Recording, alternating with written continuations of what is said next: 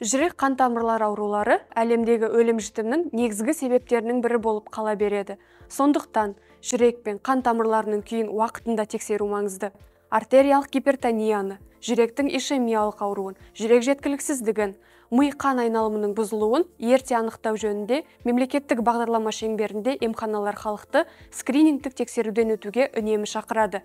Скрининг бұл симптомдар пайда болғанға дейін жүрек пен қан тамырлар ауруларының алғашқы белгілерін анықтауға, қауіп факторлерін анықтауға, жасырын проблемаларды анықтауға, ауыр асқынулардың дамуын болдырмауға көмектесетін тексерілу.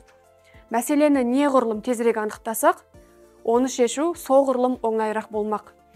Әсіресе келесі қауіп факторлері бар 40 жастан асқан адамдарға скринингтен өту ұсынылады. Олар тұқым қуалаушылық, темекі шегу, холестерин деңгейінің жоғарылауы, қант диабеті, гипертония және артық дене салмағы.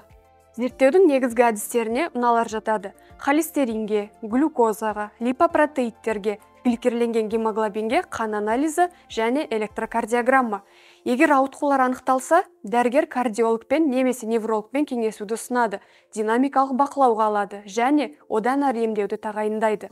Өмір салтын өзгерту және уақытылы емдеу арқылы көптеген мәселелердің алдын алуға болатынын есте ұстаған жөн. Жүрегіңізге қамқорлық жасаңыз. Тұрақты скрининг сізге денсаулық пен өмір қуанышын алдағы жылдарға сақтауға мүмкіндік береді. Жүрегіңіздің денсаулығына алғашқы қадам жасаңыз.